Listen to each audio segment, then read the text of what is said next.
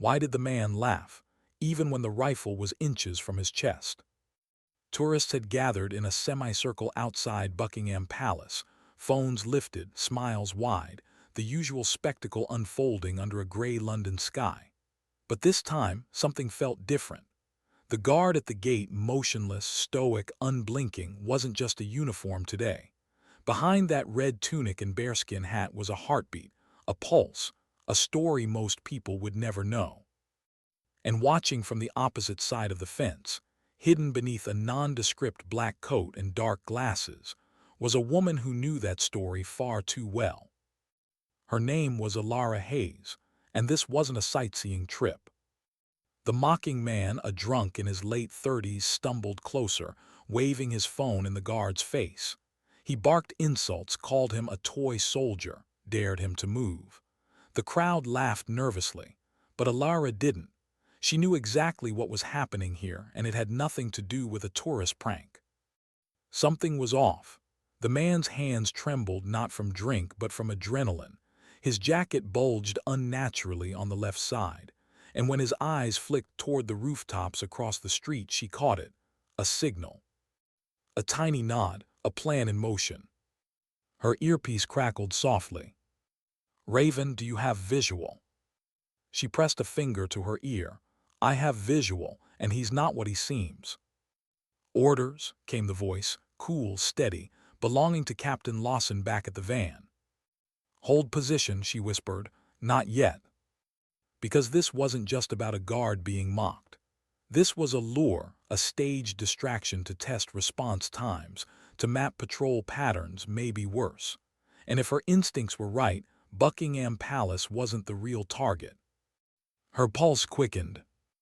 It had been 9 months since she'd set foot on British soil, 9 months since she'd left the army after a mission gone wrong, 9 months since she'd sworn never to pick up a rifle again.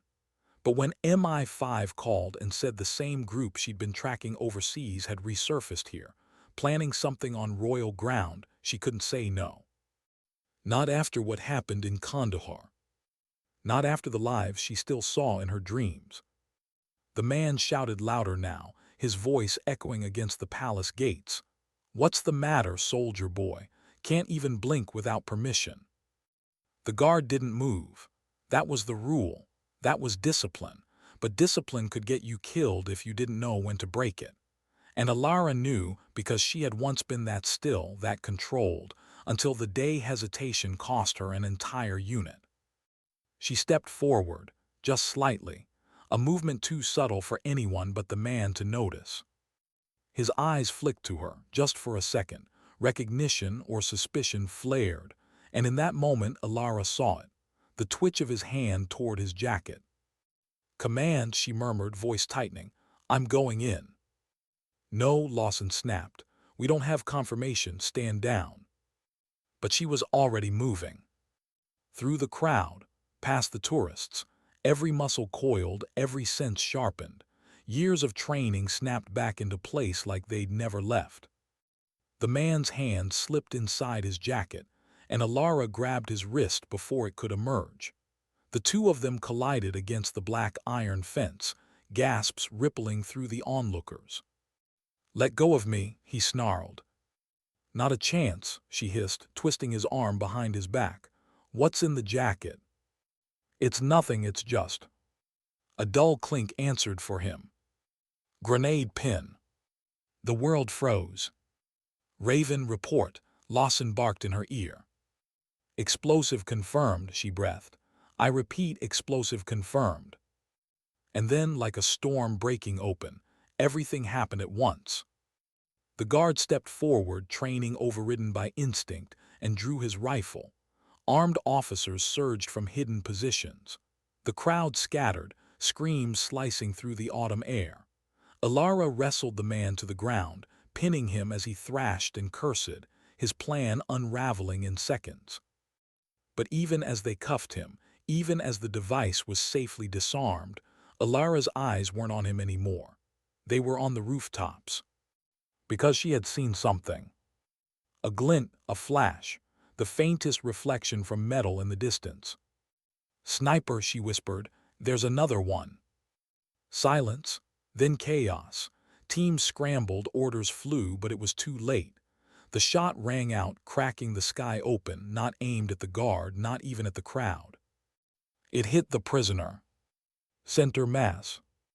Elara watched, frozen, as the man she just tackled slumped forward, a hole blossoming crimson in his chest, dead before he hit the ground. Whoever was pulling the strings didn't want him talking. And that told her everything she needed to know. This wasn't a one-man operation. This was bigger, much bigger, and if someone was willing to kill their own operative in broad daylight in front of Buckingham Palace, then whatever they were planning next was beyond anything she'd faced before. Later, as the scene cleared and the media swarmed, Elara stood in the shadow of the gates, the weight of it all settling on her chest. She should have felt victorious. She'd stopped a bombing, saved lives. But all she felt was the same gnawing emptiness she'd carried since Kandahar. Because this wasn't over. It was only beginning. "Raven," Lawson said quietly as he approached, "we need to talk." She glanced at him, eyes still scanning the rooftops. About what? About why they knew we were watching. She didn't answer, not right away, because deep down she already suspected the truth. The leak, the betrayal, the reason they were always one step ahead. It wasn't just an enemy outside the wire. Someone inside the system had sold them out. And if she wanted to stop what was coming, if she wanted to redeem herself for the ghosts that still haunted her, she would have to go deeper than she'd ever gone before. Into the dark, into the places no one else dared follow. As she walked away from the palace, the crowd long gone, the rain beginning to fall, Elara Hayes made a silent promise to herself. She would find whoever was behind this. She would stop them, even if it meant losing herself again. Because sometimes dignity doesn't stand still behind a gate. It moves, it acts, and it refuses to be mocked. And as the lights of Buckingham Palace faded behind her, Elara knew this mission, the one she hadn't planned for, the one that had already cost blood, was going to change everything. She just didn't know how much. Not yet. But she would.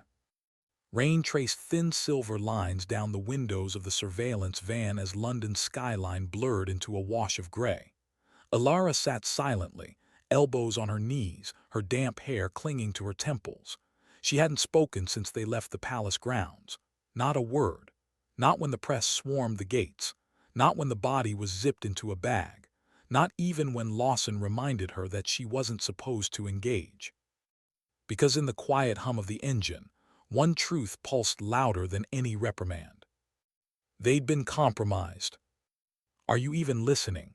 Lawson's voice cut through the silence. Elara blinked. "I heard you." "Then say something," he pressed. "You broke protocol, again. If that explosive had detonated, if anything had gone wrong." "It didn't," her voice was low, steady, "and he's dead." Lawson sighed, rubbing his temples. "Which means we're back to zero intel." "No." Elara leaned forward, staring at the map displayed on the van's central screen. "Not zero." He looked at the rooftops before he moved. He was waiting for someone's signal. There's coordination. Cells like that don't operate without a chain of command. Lawson hesitated. "You think it's them, don't you?" She didn't answer. She didn't have to. Them was the ghost they'd all been chasing for years, a shadow organization too fluid to name, too quiet to pin down. Intelligence called them Kyber Line, a coalition of ex-operatives and radical strategists scattered across continents. Elara had faced them once before in the heat and dust of Kandahar, and they'd taken everything from her. Her squad, her closest friend, her belief that the mission always came first. That day still haunted her, the sun-scorched alley, the ringing in her ears, the sudden silence when the radio went dead. She remembered the way Captain Riley had grabbed her wrist before the blast, his last words a rasped warning, "Never trust the map they give you." She'd never forgotten that, and she wasn't going to forget today either. "Where do we start?" Lawson asked, his tone softening. We don't, Elara said. I do. Don't do this. Do what? Make it personal. But it was personal. It had been personal from the second she saw the flash on that rooftop. The same precision, the same signature. Someone out there wanted to send a message, and she was one of the few who could read it. The following morning, the rain had stopped, but the tension hadn't. MI5 headquarters was a hive of murmured conversations and hurried footsteps. Analysts hunched over screens. Teams shuffled files like playing cards. And in the middle of it all, Elara stood beside a digital map dotted with red markers. 3 attempted attacks in the last 4 months, briefed Director Sloan, an older man with a gravel-edged voice. All thwarted, all tied to individuals with overlapping travel histories. He clicked a button. The map zoomed out, highlighting Istanbul, Hamburg, and a small, unnamed village near the Afghan border. All roads lead here. Elara's eyes narrowed. Halimir. A forgotten town, a pinprick on the edge of 2 warring regions. Once a NATO checkpoint. Now, according to scattered intel, a staging ground for something far larger. What's the up? She asked. Sloan crossed his arms.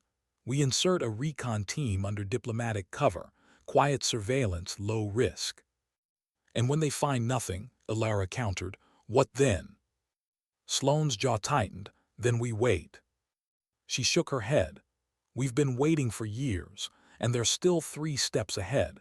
They knew we were watching yesterday. They killed their own man rather than let him talk. That's not desperation. That's discipline. The room fell silent.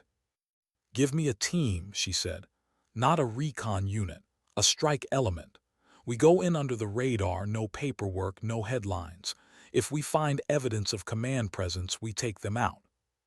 Sloan studied her for a long moment. And if you're wrong? I'm not. Are you willing to stake your clearance on that? She didn't hesitate. Yes. The director's lips pressed into a thin line. Then finally he nodded. You have 48 hours. Assemble who you trust. By nightfall she had 3 names. Callum Drake, intelligence specialist, fluent in 6 languages, her closest ally from her early days in the regiment. Juno Park, field medic with nerves of steel and a habit of quoting poetry mid-firefight. And Malik Zahid, sniper, ex-Royal Marines, the only man alive who'd ever beaten her in a marksmanship drill. They met in a safe house tucked behind a quiet bakery in East London, the hum of the city outside drowned out by the gravity of what lay ahead. This isn't sanctioned, Callum said, tossing a file onto the table. If anything goes sideways, we're ghosts. Wouldn't be the first time, Malik muttered. Juno looked at Elara. We're doing this because of Kandahar, aren't we? Elara's hand stilled on the edge of the table. The room felt smaller suddenly. We're doing this because they're planning something worse, and I won't let it happen again. Juno's eyes softened. And if the trail ends in the same place, then I'll finish what we started. 2 days later, they were wheels down in Halimir. The town was a patchwork of cracked stone buildings and winding alleys, the air thick with dust and diesel. Children chased stray dogs down narrow streets. Vendors hawked fruit beside armed men who pretended not to be watching. But Elara felt it, the undercurrent of something colder. Paranoia, preparation, fear. Their cover was a British humanitarian team conducting infrastructure assessments. It bought them access, movement, questions without suspicion. And it didn't take long before patterns emerged. The same white vans circling the square twice a day. The same set of men congregating near a shuttered mosque. A satellite dish hidden under rusted sheet metal. Then came the name, whispered in a crowded tea house by a nervous informant. Zafar. Elara's pulse spiked. Zafar Khan, former Special Forces, now the most wanted ghost in Khyber Line. Ruthless. Brilliant. The architect behind half the operations she'd spent her career trying to stop. And once upon a time, Riley's most trusted asset. The man who had betrayed them in Kandahar. "He's here," Malik said that night, scanning the drone feed. "Question is why?" Elara stared at the grainy screen, her reflection faint in the dark glass. "Because he's planning something," she murmured, "and we're already running out of time." The breakthrough came 3 days later, a coded transmission intercepted by Callum from a safehouse router. Short, encrypted, but one phrase cut through the static: Crown Falcon, Phase 1 complete. Crown Falcon. The designation made her stomach tighten. It was a term she'd seen once before, buried in declassified files, tied to an operation so audacious it had been dismissed as fantasy. An attempt to cripple multiple NATO governments simultaneously through coordinated strikes in their capitals. And now someone had just confirmed Phase 1. Elara looked up from the screen, her voice a whisper. "This isn't just London." The room fell silent. Malik's jaw tightened. Juno swore under her breath. "Then we stop it," Callum said simply.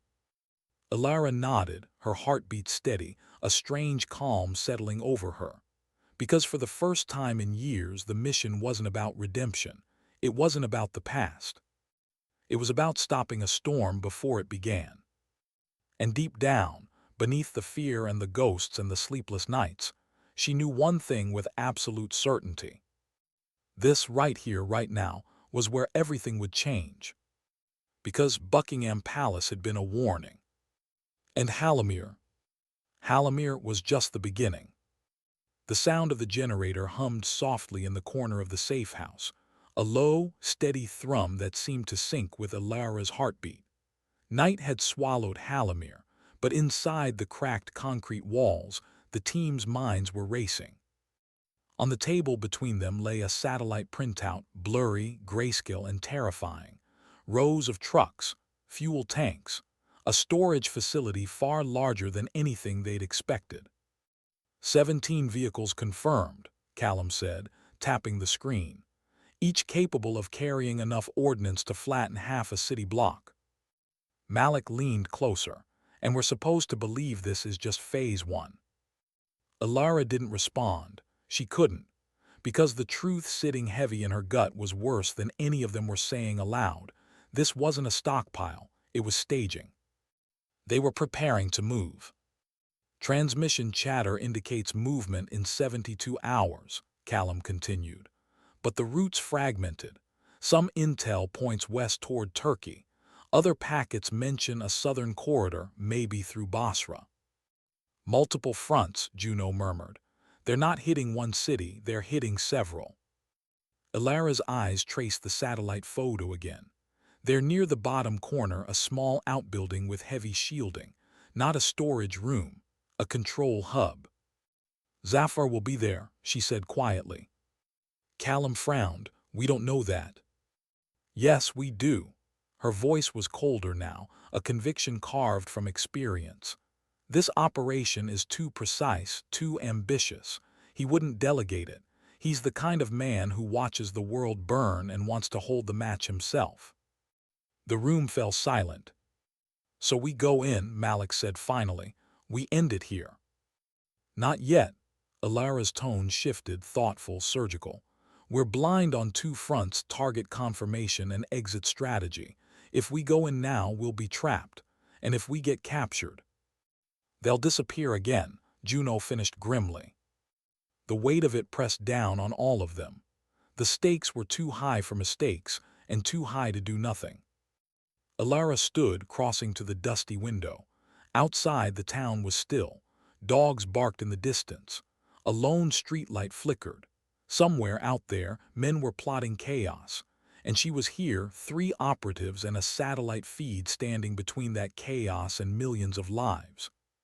For the first time in a long time, she felt the weight of command again. The responsibility, the fear, and beneath it all, the doubt. What if they failed? What if Kandahar repeated itself? She shook the thought from her head. Not this time, not again. They spent the next 24 hours building the plan. Every alley was mapped, every potential exit route memorized.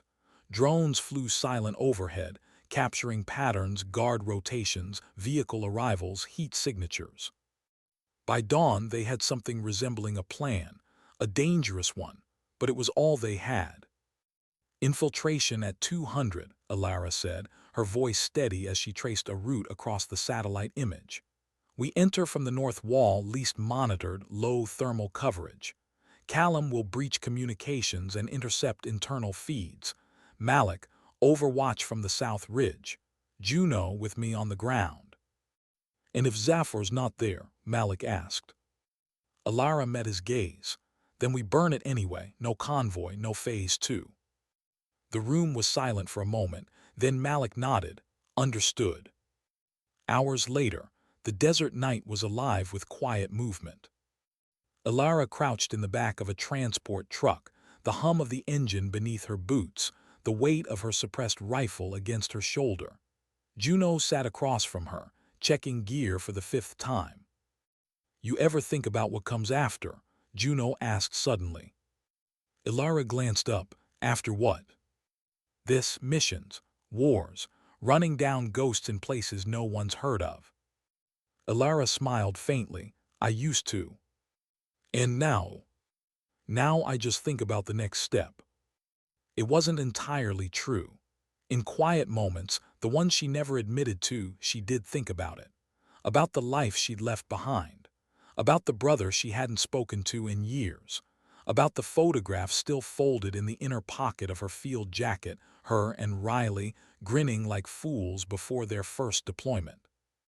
But thinking about it too much hurt, and she couldn't afford hurt, not now. The truck slowed. Callum's voice crackled softly in her ear. You're at the drop, 2 minutes to perimeter. Copy. They slipped out under the cover of darkness, boots silent against the sand. The facility loomed ahead, a squat concrete sprawl surrounded by rusted fencing and floodlights that swept the desert in slow, predictable arcs. Malik's voice came through next. South Ridge clear, 2 guards on the east tower, 1 patrol every 6 minutes. Clock's ticking, Elara whispered. She and Juno moved as one low, fast, deliberate. They reached the fence, cut a small gap and slipped through. Ahead the north wall. Beyond it, the heart of the operation. Callum's update came just as they reached the access hatch. I'm in their network. Feeds looping in 20 seconds. You'll have a 5-minute window before they notice anomalies. Copy, moving. The hatch creaked as they slipped inside, a narrow maintenance corridor lit by dim red bulbs. Footsteps echoed somewhere above. Distant voices spoke in Arabic and Pashto, the cadence hurried, tense. They followed the corridor deeper, past empty storerooms, past stacked crates marked with Cyrillic letters and no serial numbers, and then they saw it. A command room. Screens lined the walls, glowing with satellite images, transport routes, encrypted messages. In the center, a digital map of Europe pulsed with blinking red markers. London, Berlin, Ankara, Warsaw. And standing before it, hands clasped behind his back, was a man she'd spent 5 years hunting. Zafar. Time slowed. Memories slammed into her, the ambush, Riley's blood on her hands, the explosion that tore her unit apart. She felt her heartbeat in her teeth. Visual confirmed, she whispered into the comm. Zafar Khan, alive. Malik's voice was steady. Do you want the shot? Elara's finger tightened on the trigger. Just one breath, one squeeze, and it would be over. Justice, revenge, redemption. But then Zafar turned, speaking into a phone, and what he said froze the blood in her veins. Final shipment departs tonight, London first, then Washington. Washington. This wasn't just a European operation. This was global, coordinated, and they were already too late. Elara, Malik's voice pressed again. Do I take the shot? She hesitated. Every instinct screamed yes. Every emotion begged for it. But pulling that trigger now would end one man and lose the map, the network, the leads they desperately needed. No, she whispered, we need him alive. Copy. But the decision had a cost. because just as they prepared to withdraw, a radio crackled in the hall. Footsteps approached, too many, too fast. Voices shouted. They'd been spotted. Compromised, Callum hissed. Security converging on your position. Juno exfil route Bravo, Elara barked, slinging her rifle. We're moving. Gunfire erupted, the corridor exploding into chaos. Bullets tore through metal and concrete as alarms wailed overhead. Elara shoved Juno ahead of her, returning fire with precise, surgical bursts. They fought their way down the hallway, smoke filling their lungs, boots slipping on blood and dust. The mission was shattered, the plan disintegrating, but one thing remained clear. They had proof, they had a name, and they had one undeniable truth. Crown Falcon wasn't a theory anymore. It was days away. As they dove into the night and disappeared into the maze of Halamir's back streets, Elara felt the fire ignite inside her chest, hotter, brighter, more dangerous than ever before. They weren't just chasing ghosts anymore. They were at war. The first light of dawn bled into the horizon as their truck rattled across the desert highway, its tires grinding against gravel and dust. Elara sat in the passenger seat, helmet off, hair loose, eyes locked on the barren landscape speeding past. She hadn't spoken since they'd escaped the facility, not to Juno, not to Callum on the radio, not even when Malik asked if she was hurt. Because the truth was, she was hurt, not by bullets or shrapnel, but by the weight of the choice she'd made. She'd let Zafar live. The man who'd betrayed her unit. The man who orchestrated attacks that left cities in mourning. The man who'd smiled when Riley died. And now, because of that choice, they were running, again. Base camp's 30 minutes out, Malik's voice came over the comm. We'll regroup and plan from there. Copy, Elara said quietly, eyes still on the road. Juno glanced at her from the back seat. You did the right thing. Elara didn't answer. She didn't feel like she had. The ache in her chest, that gnawing guilt that had lived there since Kandahar, had only grown heavier. And the image of Zafar's face, calm and unbothered as she slipped into the shadows, refused to leave her mind. He had looked ready. Not surprised, not caught off guard, ready. And that meant one thing. They hadn't disrupted his plan at all. They walked straight into it. The safe house was silent when they arrived. No lights, no chatter, just the low hum of the generator and the faint metallic scent of oil and sand. Callum was waiting inside, hunched over his laptop, eyes hollow from lack of sleep. You're late, he said without looking up. We had company, Elara replied, dropping her gear onto the table. Any luck? She hesitated. We saw Zafar. That made Callum look up, and he's alive, and they're farther along than we thought. Callum exhaled slowly. How far? They're moving the first shipment tonight, Juno said, pulling up a map on the wall. London and Washington are primary targets. We don't know the others. Silence settled over the room, heavy, suffocating. Then we have less than 24 hours, Malik muttered. Elara stared at the map, her eyes locked on the two glowing markers.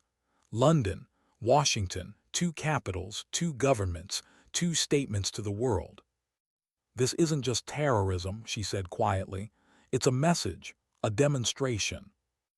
And we're running blind, Callum added.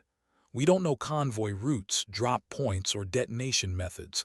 We don't even know if we can stop them. For a moment, no one spoke. The mission, already impossible, now felt like suicide.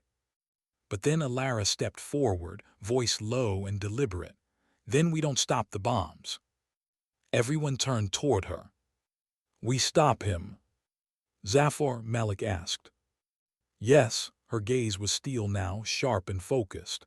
We take him alive. We extract the intel. We tear Crown Falcon apart from the inside. Easier said than done, Callum murmured. Nothing about this is easy. There was a pause, then one by one they nodded. The plan was insane, reckless, borderline impossible, but it was their only shot. The first lead came from an unlikely source. A coded message intercepted from a courier near the Turkish border. One phrase stood out: "The Falcon will land at dusk." It was accompanied by coordinates: not a city, not a base, but an abandoned airstrip deep in the desert. Perfect for a covert transfer. "This is it," Callum said, eyes flicking over the transmission data. "Zafar's convoy will rendezvous here before splitting. If we intercept him there, we cut off the operation before it launches." "And if we're wrong?" Juno asked. Elara's voice was cold. "Then we don't get another chance." They moved at sundown. A borrowed jeep, minimal gear, no backup. If they were caught, they would vanish, no names, no headlines, no graves. The airstrip was a ghost from another era: cracked tarmac, rusting hangars, sand reclaiming everything. Through binoculars, Elara watched the convoy roll in. 6 trucks, 2 armored SUVs, a small cargo plane idling on the far end of the runway. And there, stepping out of the lead vehicle, was the man she'd sworn to destroy. "Zafar." "Visual confirmed," Malik whispered. "Target is center left, no heavy escort." Elara's heart pounded. This was it. The moment she'd been chasing since Kandahar. The man who'd haunted every sleepless night. The reason Riley's name was etched on a stone wall instead of a phone in her contacts. "Positions," she ordered. Malik adjusted his rifle, breath steady. Callum prepped the EMP device to disable the plane. Juno checked her tranquilizer kit. Everything was ready. And then chaos. The convoy split. 2 trucks peeled off toward the far hangar, 3 others circled the perimeter, and Zafar's SUV rolled toward the plane. "They're moving early," Callum hissed. "Then so do we," Elara snapped. "On my mark, 3-2. A shot cracked the air. Elara froze. It wasn't Malik. It wasn't them. And when she saw the plume of smoke rising from one of the trucks, her blood went cold. "Secondary team." "They're under attack," Juno shouted. Through her scope, Elara saw its silhouettes moving out of the dunes, black-clad figures opening fire on the convoy. Dozens of them, too many. "What the hell is this?" Malik growled. "Not ours," Callum said, his voice trembling. "This isn't us." The convoy was disintegrating, trucks exploded, men screamed. And in the chaos, Zafar didn't run. He didn't hide, he watched. Calm, cold, almost expectant. "Elara," Malik called out, "what's the play?" Her throat felt dry. None of this made sense. Who were these people? Why were they attacking him? Unless this was part of it. A staged hit, a smokescreen, another layer to crown Falcon. "Stay on him," she ordered. "Whatever happens, we do not lose Zafar." But the chaos swallowed everything. One of the attacking trucks barreled toward the runway, flames licking its sides. The cargo plane roared to life, engines screaming. And in the confusion, Zafar slipped into the smoke and vanished. "Contact lost," Malik shouted. "Callum, track him," Elara barked. "I'm trying, he's gone from all visual feeds." Gunfire thundered. Juno pulled Elara back behind a crumbling wall as bullets chewed through the sand around them. They were outnumbered, outgunned, and worst of all, outmaneuvered.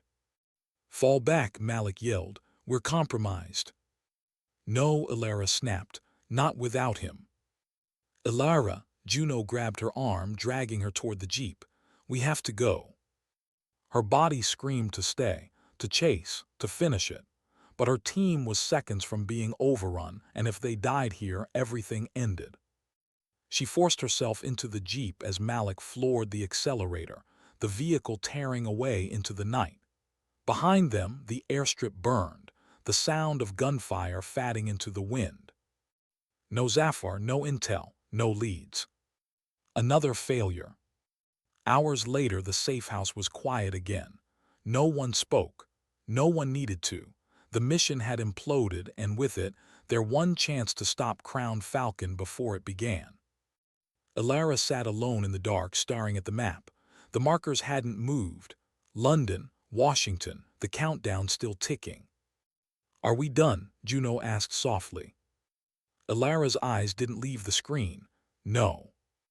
"Then what?" "We find him again. And if we can't?" Elara exhaled slowly, the weight of the truth settling in her chest.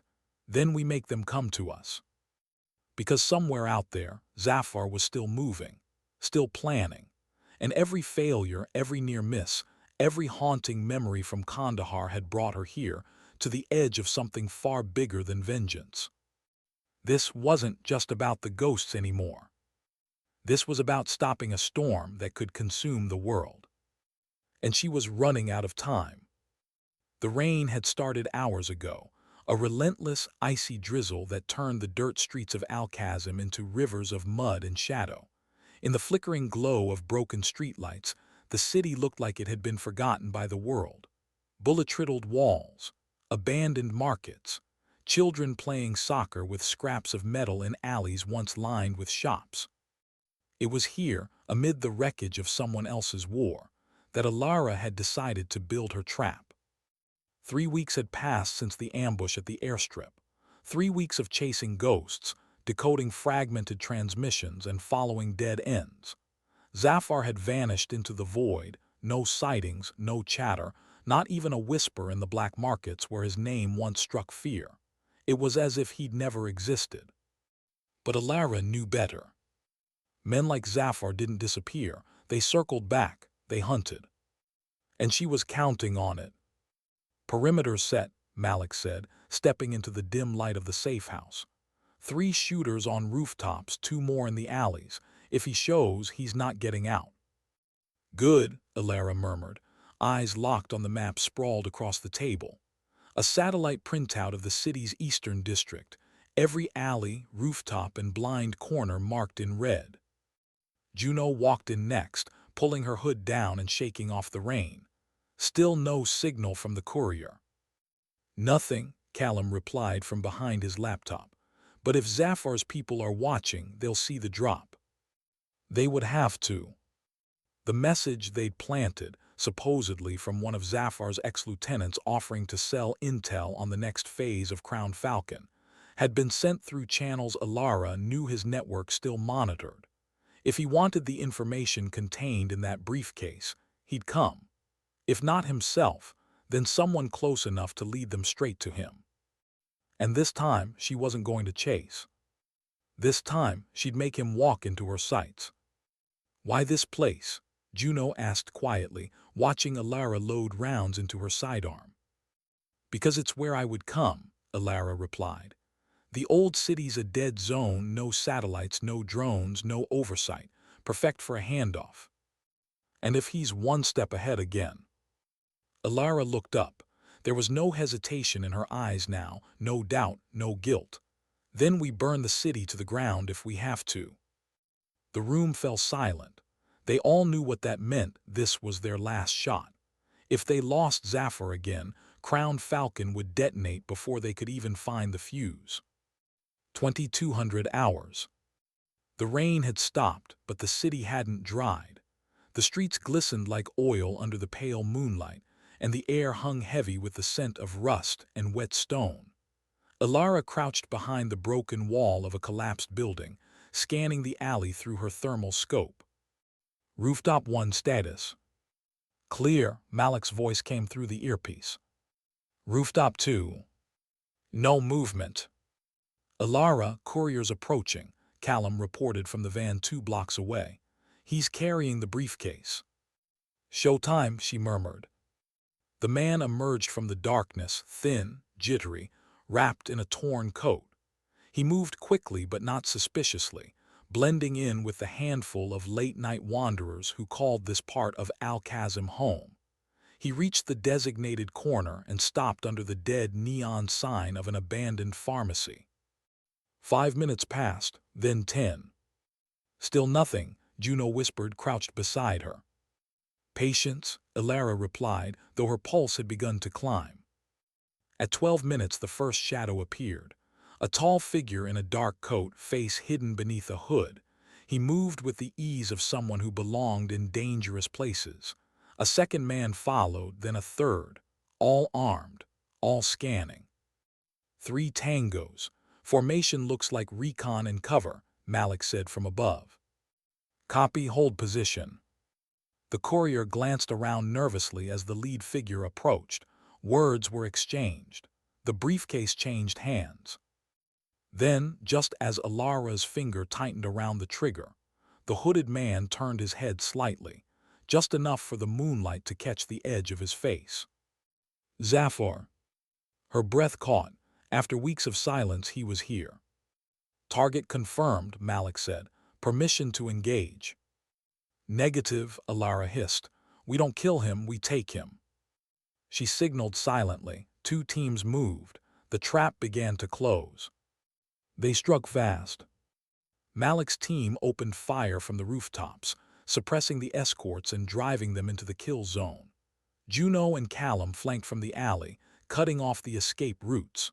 Elara advanced through the main street, rifle steady, eyes locked on the man who had turned her life into a graveyard.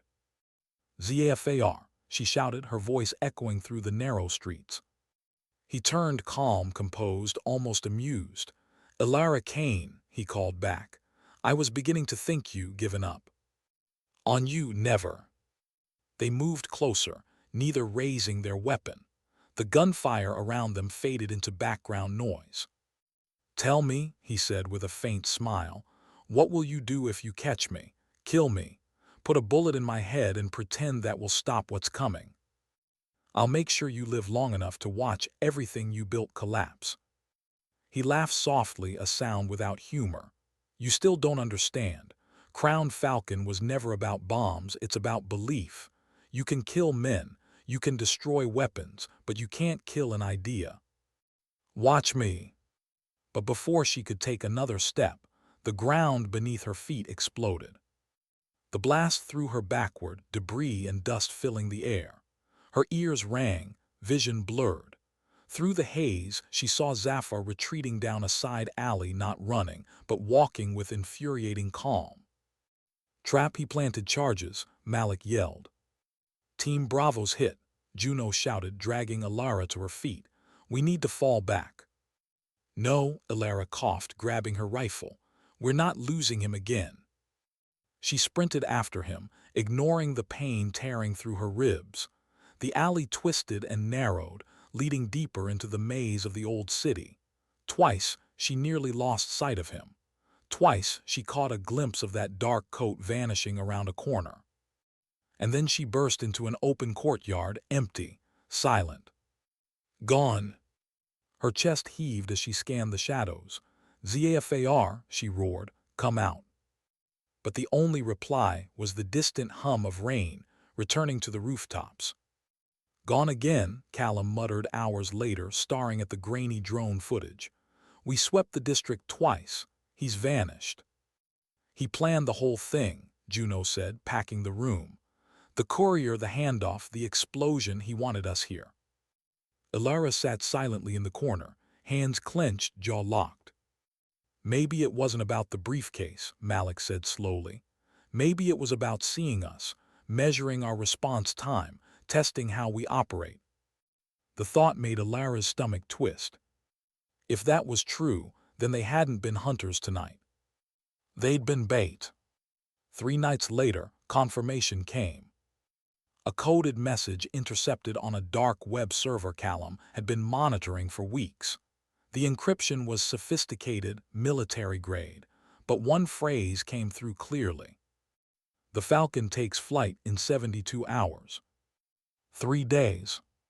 3 days until the operation launched. 3 days until London and Washington, and God knew how many other cities, were turned into theaters of chaos. This is it, Elara said, standing before the team. We're out of time. So what's the plan? Juno asked. We stop chasing. She looked at each of them in turn. We go to the source. The command node, Malik said, eyes widening. You're talking about the core of Crown Falcon. Yes, the nerve center. Everything, communications, logistics, detonation codes, flows through that hub. We destroy it and we cripple the operation. And you know where it is. Elara unfolded a map, slamming it onto the table. I do now. At the center of the map was a red circle deep in the mountains along the Syrian border. A decommissioned Cold War bunker, now repurposed and fortified. Remote, heavily guarded, nearly impossible to penetrate. Nearly. This is a one-way mission, Callum said quietly. I know. No backup, no extraction. I know. And if we fail, we won't. The silence that followed wasn't agreement, it was acceptance. They all understood what this meant. The chances of coming back were slim, but the alternative, watching the world burn, was worse. D2, 500 hours. The transport roared low over the desert, engines screaming against the wind. Elara stared out the window, watching the dunes blur into mountains. She thought of Riley, of Kandahar, of the countless faces lost to Zafar's ambitions, and for the first time in years, the rage that had driven her began to feel like something else, something colder, sharper. Purpose. You ever think about what happens after? Juno asked quietly beside her. Elara smiled faintly. After. Yeah, when this is done. Elara looked down at her hands, scarred, calloused, stained by 100 missions like this one. There's no after for people like us. Maybe there is, Juno said. Maybe that's the point of all this, to make sure there can be. Elara didn't reply, but for the first time in a long time, she allowed herself to hope that Juno was right. Below them, the mountains loomed jagged and black against the dawn. Somewhere in that labyrinth of rock and shadow, Crown Falcon's heart was beating. And they were coming to stop it. Whatever the cost. The transport's rotors cut through the icy dawn, carving their path over a landscape of stone and silence. Below, the mountains of Aldara stretched endlessly, harsh, jagged teeth rising from the earth, their peaks capped with frost that shimmered beneath the first rays of morning. It was the kind of place where wars disappeared, where bodies were never found, and where missions like theirs ended, one way or another. Elara stared through the scratched window of the cabin, her breath fogging the glass. The storm inside her chest was louder than the engines. This was it. Not another op, not another name on a list. This was the end game. And deep down she knew the odds. 30 minutes to drop, Malik's voice came through the headset. Final equipment check. She turned, watching her team move in quiet, practiced rhythm. Juno double-checked the C4 charges. Callum secured the uplink module that would, if they lived long enough, breach the facility's internal systems. Malik cleaned his rifle one last time, the barrel gleaming in the pale light. No one spoke. There was nothing left to say. Do you remember Kandahar? Malik's voice broke the silence. Elara looked up. Every day. You told me once that you thought you'd never make it out. I didn't. But you did. She shook her head. Not all of me. Malik's eyes softened, a rare thing for the grizzled sniper. Then make sure the part that's left finishes this. It was meant as reassurance, but it landed like a weight, because Malik didn't know the truth, the real reason she was here. The mission wasn't just about stopping Crown Falcon. It was about Riley, about the promise she'd made to her brother's grave. I will end the man who ended you. And now, after all the blood and failure and years of running, that chance was waiting on the other side of a mountain. 4:20 hours, insertion point Bravo. The wind screamed as they rappelled down the cliff face, boots scraping rock slick with frost. The bunker's outer perimeter lay ahead, a crescent of steel and concrete carved into the mountain's belly, camouflaged beneath jagged overhangs and layers of rock. No lights, no visible guards, just a single service tunnel yawning like the mouth of a beast. This is it, Juno whispered as her boots hit the ground. Elara scanned the horizon, thermal goggles painting the darkness in shades of red and gold. 2 sentries patrolled the perimeter, their routes lazy, predictable. She signaled silently. Malik took the first, A clean, suppressed shot that dropped the guard without a sound. Juno dispatched the second with a knife, catching the body before it hit the ground. "Perimeter secure," Malik reported. They moved toward the service tunnel. The steel hatch was locked, triple-sealed with both biometric and manual overrides. Callum dropped to one knee, unpacking the hacking rig. "Give me 60 seconds. "Make it 30, Elara muttered. The seconds dragged. Wind howled through the canyon. Somewhere deep inside the bunker, machinery hummed low, ominous, alive. "Got it," Callum hissed. The hatch clicked and groaned open. They slipped inside. The tunnel was colder than the mountain itself, a narrow artery of steel and shadow stretching into the earth. Condensation dripped from overhead pipes. Their boots echoed softly against the grated floor. "Thermals show 4 heat signatures ahead," Callum whispered, watching the feed from a micro-drone. "Probably a patrol. Let's make them disappear." The first guard rounded the corner and didn't even have time to raise his weapon. Juno's blade slid silently under his ribs. Malik's suppressed pistol took the second. By the time the third turned to shout, Elara was already behind him, a chokehold cutting his breath short. The fourth ran. He made it 2 steps before Malik's round punched through his skull. "Clear," Juno said, breathing hard. They advanced deeper. The tunnel opened into a massive chamber, the heart of the facility. A labyrinth of terminals, server towers, fuel tanks, and command stations stretched across a floor large enough to house an aircraft hangar. Soldiers moved in disciplined formations. Engineers worked at consoles, screens filled with encrypted code. And at the far end, behind a glass wall, stood a man Elara recognized instantly. Zafar. Even from here, he was unmistakable, that same cold posture, the same measured confidence. Surrounded by armed guards, he looked like a general surveying the battlefield. "Elara," Malik whispered, "target in sight." Her pulse spiked. "We move on my mark." "Negative," Callum interjected, eyes wide as he scanned the uplink data. "There's more here than we thought. They're not coordinating just one attack, they're controlling dozens. Drone strikes, supply chains, sleeper cells, all running through this hub." "Which means we shut it down, we stop everything," Juno said. "Exactly, but there's a problem." "What problem?" Callum swallowed. "If we blow this place now, it'll trigger automatic redundancy protocols. Backup nodes will activate in Berlin, Istanbul, and Marib. We'd buy time, maybe hours, but not stop the plan." "So what's the alternative?" Elara asked. "Manual override. Someone has to get to the core server and input a kill sequence directly." "Where is it?" Callum hesitated. "The control room, right next to Zafar." A beat of silence. "Then that's where we're going," Elara said. They split into 2 teams. Malik and Callum would stay on the mezzanine, setting charges and preparing the exfil route. Elara and Juno would infiltrate the command center and initiate the kill sequence. It was madness, 2 soldiers against a fortified room of elite guards, but madness was all they had left. They moved through the catwalks, weaving between shadows, silent as ghosts. Every step was a countdown, every breath a prayer.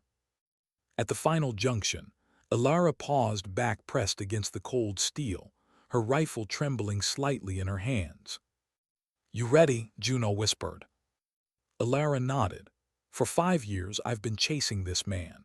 5 years of bodies, of lies, of loss. I was ready the day he killed my brother." They moved. The breach was fast and brutal. Juno dropped the first guard with a burst from her SMG. Elara vaulted over the railing, landing hard and firing twice. 2 more soldiers fell before they could react. Alarms wailed. Lights flashed red. Chaos erupted. "Security breach, Sector 3, someone shouted. Zafar turned slowly as Elara approached, his expression unreadable. "Ah," he murmured, almost amused. "I wondered how long it would take." "End of the road," she hissed. He chuckled, "No, just the beginning." Gunfire roared. Elara ducked behind a console, returning fire in controlled bursts. Juno reloaded, tossed a flashbang, and advanced. The air filled with smoke, sparks, and the metallic tang of blood. "Go for the core," Elara shouted. Juno sprinted across the floor, weaving through debris and suppressing fire. She reached the main terminal and jammed the uplink module into place. "Kill sequence initiated," Callum's voice crackled through the comm. "Keep it stable for 90 seconds. 90 seconds is a lifetime," Juno shouted back. They fought like cornered animals. Dozens of Zaphar's men poured into the chamber, but the team held the line, precise, surgical, relentless. Blood streaked the floor. Smoke thickened. The facility itself seemed to tremble. And then through the chaos, Elara saw him, Zaphar, slipping toward a side exit. "Juno, finish it," she barked, breaking cover. "Elara, wait." But she was already moving. The corridor twisted and narrowed, lit by the dim red glow of emergency lights. Elara's boots pounded against the floor, heart hammering. She turned a corner, and there he was. Zaphar stood at the edge of a platform overlooking a deep shaft, the roar of machinery echoing from below. "Running," she called out. "Retreating," he corrected calmly. "There's a difference." "Not this time." He smiled faintly. "You think killing me will stop Crown Falcon? It's a good start." He stepped closer, lowering his weapon. "You and I are not so different, Elara.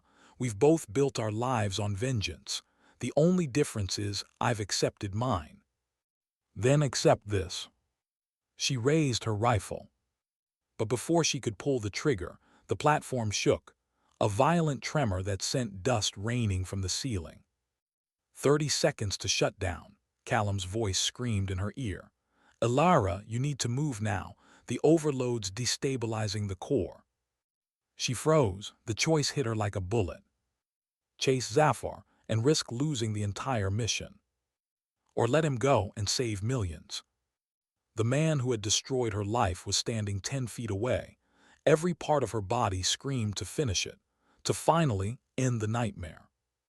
But Riley's voice, distant, broken, remembered, echoed in her mind. "Do the right thing, El, not the easy thing." She lowered the gun. "Not today," she whispered. Zaphar's smile faltered just slightly. Then he stepped backward into the shadows and was gone. "Core offline," Callum shouted. "We did it, Crown Falcon's down." Elara stumbled back into the command center, lungs burning, vision swimming. Juno grabbed her arm, dragging her toward the exit as the facility shook violently around them. "Charges are armed," Malik yelled from above. "We have 60 seconds before this place goes sky high." "Move!" They ran through the tunnels, past the bodies, past the echoes of gunfire and rage. The walls split, flames roared, and as they burst from the service tunnel into the freezing dawn, the mountain behind them erupted in a bloom of fire and steel. The ground shook. A shockwave slammed into them, knocking them to the dirt, and when the dust finally cleared, nothing remained of the bunker. Crown Falcon was dead. But Zaphar was still alive. Hours later, aboard the extraction chopper, Elara sat in silence. The team was battered, bloodied, exhausted, but alive. The mission had succeeded. Millions would live because of what they'd done. And yet, staring into the endless desert below, all Elara could feel was the hollow ache of unfinished business. "Hey," Juno said softly, dropping into the seat beside her. "We stopped it. That's what matters." Elara nodded, though her gaze never lifted from the horizon. Somewhere out there, Zaphar was still breathing, still plotting. And as long as he was, her war wasn't over. Why did her hands tremble when she finally reached the hangar that morning? She had been on countless missions before, stood in places where death lurked in every corner, but this time, it wasn't the enemy that terrified her. It was the truth she could no longer run from. The hangar was still half-lit, shafts of golden light slipping through the high windows, cutting across the concrete floor like silent beams of judgment. Engines hummed in the distance. Men and women in uniform moved with quiet urgency. And in the center of it all, leaning against the nose of a waiting aircraft, was Major Collins, his expression unreadable, his arms crossed. "You're late," he said flatly. Elara didn't reply. She was late, and they both knew why. Sleep had been impossible. The memories of that night, of the order she disobeyed, of the lives lost, replayed over and over, each loop a blade carving deeper into her resolve. She handed over her mission file, but Collins didn't take it. "You know they're still debating if you should even be here." "I know," she whispered. He sighed, glancing at the tarmac. "And yet here you are." It wasn't a compliment, it was a warning. This mission, the one they'd been preparing for all month, wasn't just another extraction, another operation behind enemy lines. It was personal. Deep in hostile territory, beyond the crumbling border of a fractured state, an enemy commander was orchestrating strikes that had killed dozens of civilians, including the convoy that had once carried Elara's sister. That was the real reason she had volunteered.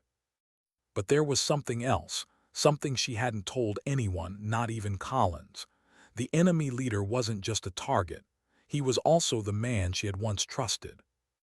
"Briefing in 5, Collins said, walking away. "Try not to look like you're already carrying ghosts." She watched him leave, the weight of his words pressing down on her chest.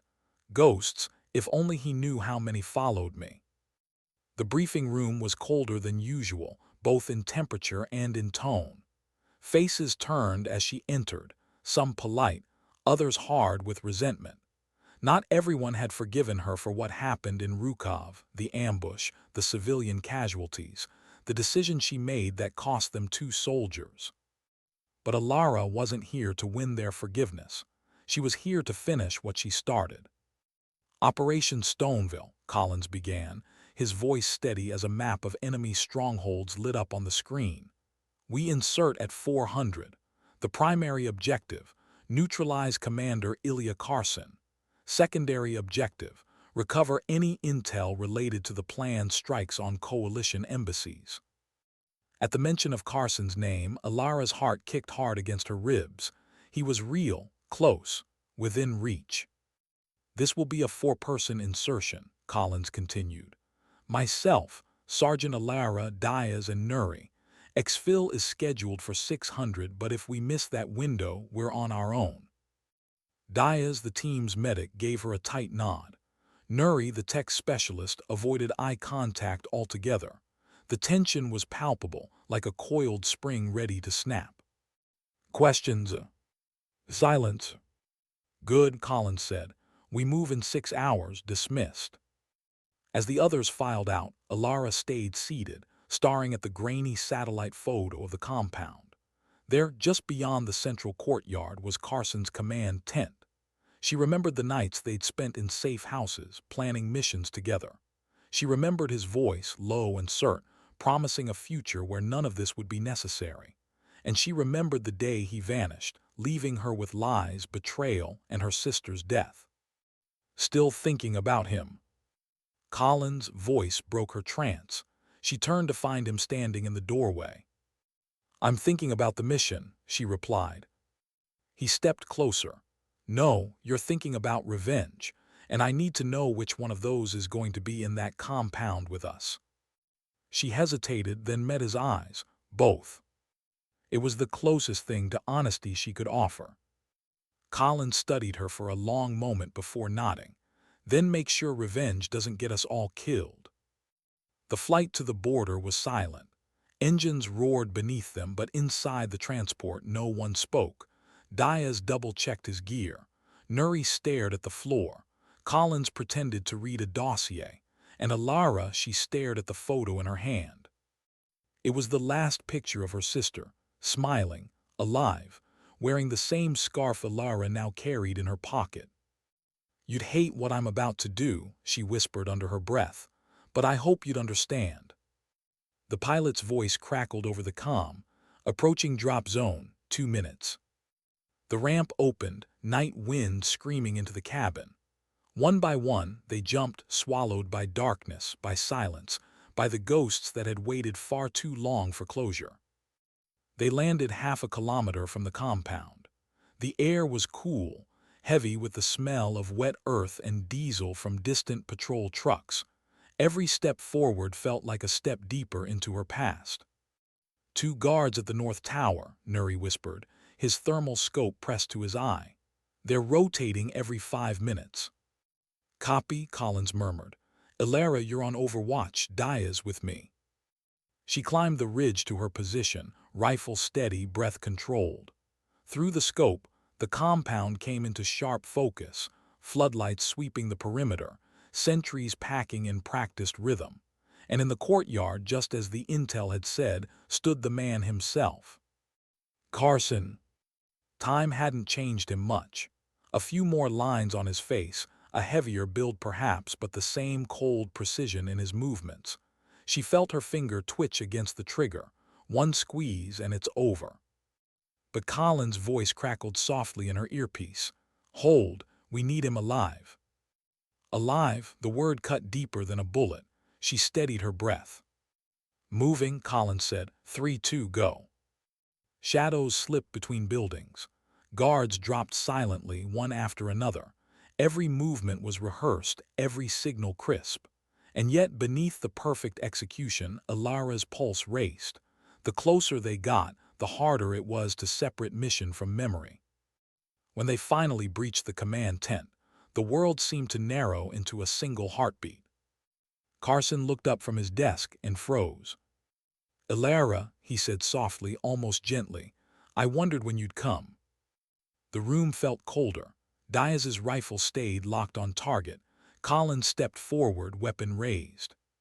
"Hands where I can see them," he ordered. But Carson didn't move. His eyes never left hers. "You're not here for justice," he said. "You're here because you still don't understand." "Understand what?" she hissed. "That I did what I had to do," he replied, "just like you." It was a lie. It had to be. But the certainty in his tone shook her more than any confession could. Collins moved in, restraints ready. But Carson took one step forward and the world exploded. A blinding flash, a roar of shattering steel. The tent tore apart as fire swallowed the night. Elara hit the ground, ears ringing, lungs burning. "Ambush, ambush," Diaz shouted. Gunfire rained down from the rooftops. Shadows poured into the courtyard. They had walked straight into a trap. "Elara, move," Collins yelled, dragging her behind cover. "We're compromised."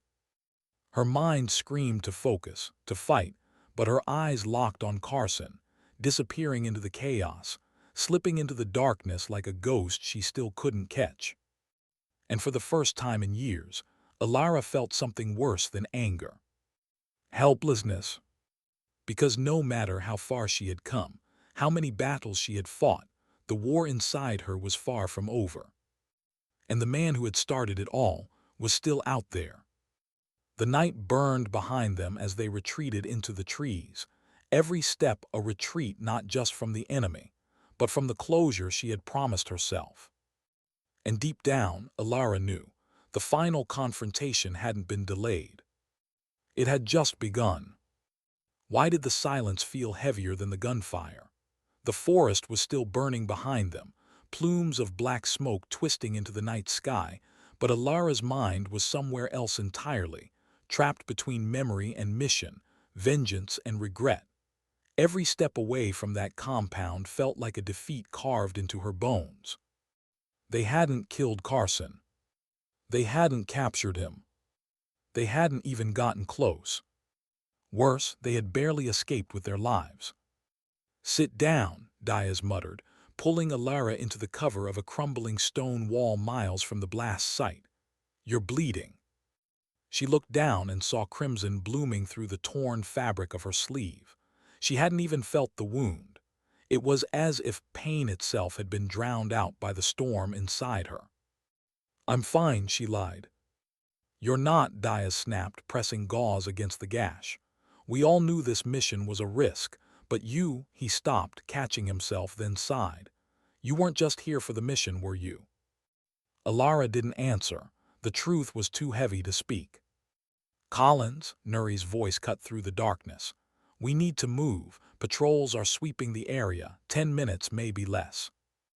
Collins crouched beside them, eyes scanning the tree line.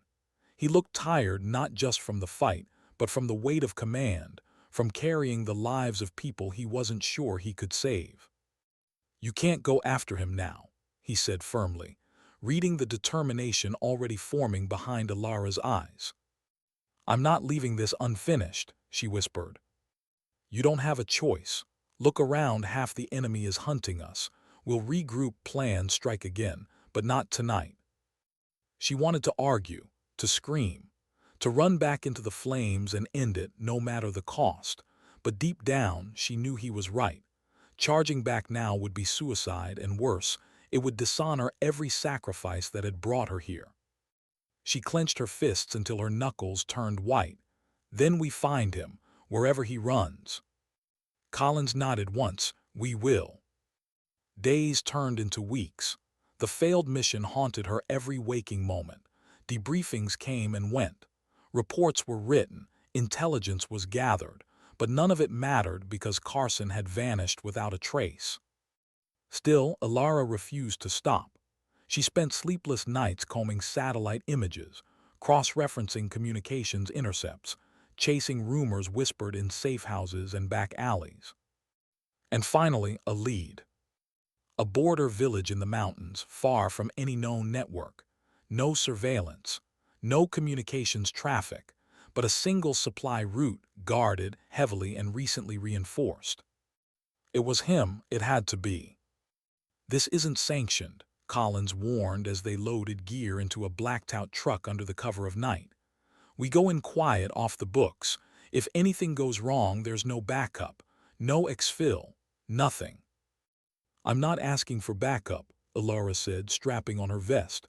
I'm asking for a chance. Collins gave a faint smile, half admiration, half resignation. Then let's finish this. The village was silent when they arrived. Too silent.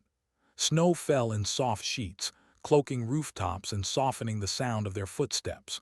A cold wind swept through the narrow streets, carrying with it the scent of wood smoke and something metallic, like the edge of a blade waiting to be drawn. 2 guards East Alley, Nuri whispered. Another by the main door. Take them, Collins ordered. They moved like shadows. One by one, the sentries crumpled soundlessly into the snow. Every movement was deliberate, controlled, the work of soldiers who had lived too long on the edge of death to ever make a mistake. At the end of the main street stood a single wooden house. No lights, no signs of life, but Elara felt it, that pull in her chest, the one that told her the end was near. Inside, she murmured. The door creaked open, and there he was. Carson sat by the window, unarmed, staring out into the snow as if he had been expecting her. The years had carved deeper lines into his face, but his eyes were the same, calm, calculating, and far too human for a man who had caused so much pain. I was wondering how long it would take, he said quietly. Her weapon didn't waver. Stand up. Would it matter if I did? Do it anyway. He rose slowly, hands raised. You came here for revenge, say it. She hesitated. The words wouldn't come. Your sister, he continued. She was never meant to die. None of them were. Don't you dare say her name, Elara hissed, her voice trembling. I warned them not to move that convoy, he said, stepping closer. It was supposed to be delayed. Your people pushed too soon. You blame me, but the truth is. Stop talking, she shouted, her finger tightening on the trigger. The room was silent except for the wind howling through the cracks in the walls. Her heart hammered in her chest, each beat screaming for vengeance. Do it. End him. Make it right. But something inside her shifted. If she pulled the trigger now, it would change nothing. Her sister would still be gone. The innocent lives would still be lost. And she would still be broken. Why didn't you kill me back there? She asked, lowering the rifle slightly. "Because I knew you needed this," he said simply. "Not revenge, a choice." The barrel trembled in her hands. She had dreamed of this moment for years, the justice, the finality. But now that it was here, she felt no satisfaction, only sorrow, only exhaustion. She exhaled slowly. "You're under arrest." Carson's lips curved into a faint, almost wistful smile. "I wondered if you'd say that." Diaz and Nuri moved in, binding his hands. Collins stepped forward, eyes searching hers for something: anger, relief, regret. But all he found was peace. The journey back was quiet. Snow fell steadily against the windshield as they crossed the border under cover of night. Carson sat in silence, staring at nothing. Elara sat across from him, the scarf in her pocket clutched tightly in her hand. She thought about the promise she had made at her sister's grave, that she would never stop until justice was done. And for the first time, she realized justice wasn't about vengeance. It was about choosing not to become the thing you hated most. When they reached the airfield, Collins placed a hand on her shoulder. "You did the right thing." "Did I?" she asked softly. "You're still here," he said. "Still standing, that's what matters." Weeks later, she stood outside Buckingham Palace again, the same place where a mocking stranger had once laughed at a guard's silence. But this time, she understood. The guard hadn't responded because dignity doesn't need to. Because strength isn't always about striking back. Sometimes, it's about standing still when every part of you wants to move. And as tourists passed and cameras flashed, Elara closed her eyes and felt a calm she hadn't known in years. The war wasn't over. There would always be more missions, more enemies, more ghosts, but inside something had shifted. She was no longer driven by revenge. She was guided by purpose. And in that quiet, snow-dusted morning, she realized something profound, something her sister would have understood all along. Sometimes dignity doesn't speak. It simply acts. And sometimes that's enough to change everything.